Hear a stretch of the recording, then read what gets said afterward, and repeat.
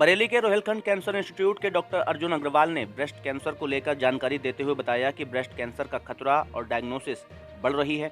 मौजूदा समय के अगर इंडिया के डाटा के अनुसार देखें तो महिलाओं में होने वाला सबसे आम कैंसर ब्रेस्ट कैंसर ही है। वहीं हिंदुस्तान का सबसे कॉमन कैंसर भी ब्रेस्ट कैंसर ही है। ब्रेस्ट कैंसर होने की कई वजहें हो सकती हैं, जैसे कि ये जेनेटिक भी होता है। मोटापा, एंजाइटी और स्ट्रेस जैसी चीज़ें भी ब्रेस्ट कैंसर को रिलेट करती हैं। बाकी और जानते हैं कि डॉक्टर अर्जुन ने ब्रेस्ट कैंसर को लेके क्या-क्या कहा। सर, ब्रेस्ट कैंसर का खतरा लगातार बढ़ता जा रहा है। क्या कहना चाहेंगे सर, उसके क्या लक्षण होते हैं, क्या क्या लक्षण होते हैं? हाँ, देखिए ब्रेस्ट कैंसर का खतरा भी बढ़ रहा है, डायग्नोसिस भी बढ़ रही है। और आज की तारीख में जो इंडिया का डेटा है वो ये कहता है कि महिलाओं में जो कैंसर होते हैं उसमें सबसे आम कैंसर ब्रेस्ट कैंसर है। इनफैक्ट आप पूछे कि हिंदुस्तान का सबसे कॉमन कैंसर है क्या है, तो वो ब्रेस्ट कैंसर है। तो ब्रेस्ट कैंसर का जो मुख्य कारण होता है सर, वो क्या होता है, किस वजह से होता है सर? देखिए ब्रेस्ट कैंसर का कोई एक मुख्य कारण नहीं है। ऐसा नहीं है कि जैसे कोई टाइफाइड का इन्फेक्शन हुआ उसकी वजह से किसी मरीज़ को टाइफाइड हो जाए जिसमें पता चल जाता है कि ये वजह है और ये बीमारी है। वजह इसमें कई होती हैं। हम लोग इसी को मल्टी फैक्टोरियल कहते हैं, मतलब कोई एक फैक्टर नहीं होता।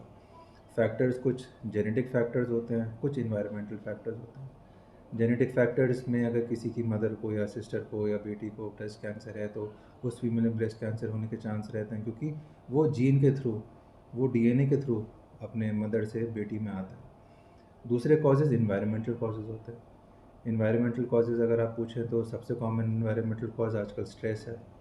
स्ट्रेस अगर फीमेल्स को है, फीमेल्स स्मोक कर रही हैं, फीमेल्स की लाइफस्टाइल अच्छी नहीं है, फीमेल्स को हार्मोनल इम्बैलेंस है, तो ये सब चीज़ें भी ब्रेस्ट कैंसर को कॉज करती हैं। सर, इसमें अगर बात करें प्रिकॉशन की, तो क्या प्रिकॉशन लेने चाहिए अगर ऐसा कुछ लक्षण दिखाई दे? प्रिकॉशंस की जब हम बात करते हैं तो उन लोगों के लिए करते हैं कि जिनको कोई सिम्टम्स नहीं है। जैसे जो नॉर्मल फीमेल्स हैं जो कि सोसाइटी में हैं, तो उन लोग को ये करना चाहिए कि अपना सेल्फ ब्रेस्ट एग्जामिनेशन करना चाहिए। महीने में एक बार नहाते वक्त महिलाओं को अपने ही हाथों से अपने स्तन को छूना चाहिए और ये देखना चाहिए कि गांठ है कि नहीं है। ये सभी महिलाओं को करना चाहिए जो कि 40 साल से ऊपर की महिलाएं, महीने में एक बार। साल में एक बार यही जांच एक बार डॉक्टर के पास आके किसी फिजिशियन से करानी चाहिए। नंबर 2, 40 साल से उम्र की जितनी भी महिलाएं हैं सबको साल में एक बार मैमोग्राफी की जांच करा लेनी चाहिए, क्योंकि कभी कभी छोटी छोटी गांठें होती हैं जो कि अपने हाथों से या डॉक्टर के हाथों से छूने में पता नहीं चलती हैं।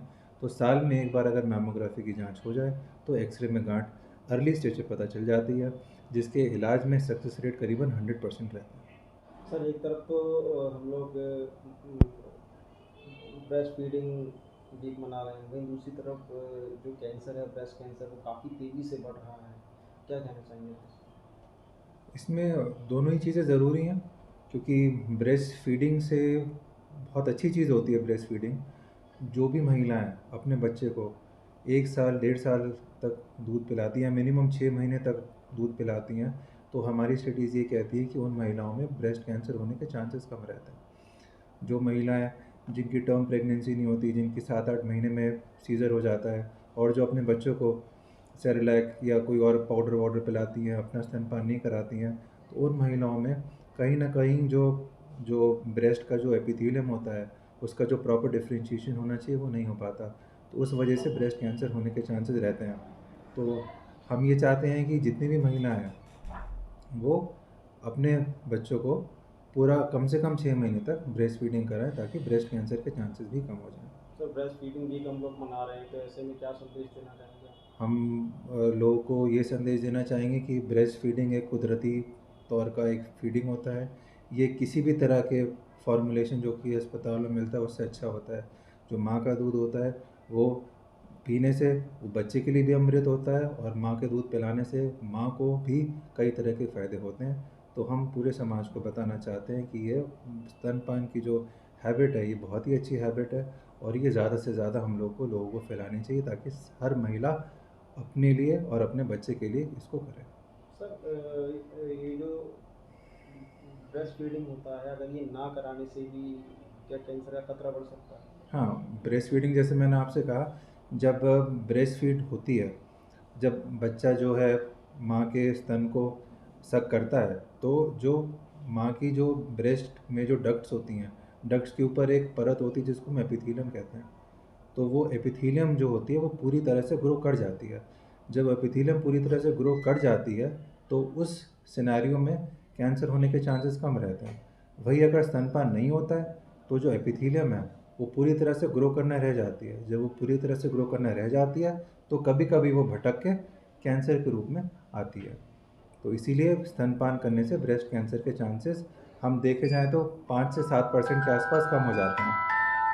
बाकी जो लोग ब्रेस्ट फीडिंग नहीं कराते हैं उनमें ये सिम्टम्स क्या जल्दी आ जाते हैं, ऐसा कुछ होता है? जल्दी तो हम नहीं कहेंगे, बट उनमें अगर आप पूछें परसेंटेज वाइज तो जो स्तनपान नहीं कराते हैं उनमें जो स्तनपान कराते हैं उसमें डिफरेंस करीबन 5 से 7% ज़्यादा रहता है। अक्सर सर ये जो ब्रेस्ट फीडिंग ये जो ब्रेस्ट कैंसर होता है ये किन महिलाओं में अधिक पाया जाता है, कितने से कितनी उम्र की महिलाएं जो होती हैं आमतौर पे जो ब्रेस्ट कैंसर है वो 60 से 70 साल की उम्र की महिलाओं में देखा जाता है। बट अगर ब्रेस्ट कैंसर कभी कभी जो ख़राब होता है तो वो कुछ पेशेंट्स में जल्दी भी देखने को मिलता है। आजकल कई महिलाओं हम लोग देख रहे हैं 25 साल की 30 साल की भी हैं जिनको ब्रेस्ट कैंसर होने के संकेत मिल रहे हैं। बट एवरेज एज आप पूछें तो वो 60 से 70 साल की उम्र में होता है।